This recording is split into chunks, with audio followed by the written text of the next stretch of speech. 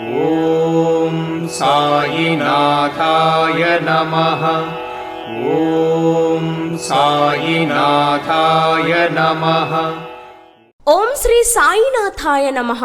భక్తాదులకు విజ్ఞప్తి. జేసీ ఫ్యామిలీ వారి ఆధ్వర్యంలో శ్రీ గురు పౌర్ణమి మహోత్సవ ఆహ్వానము.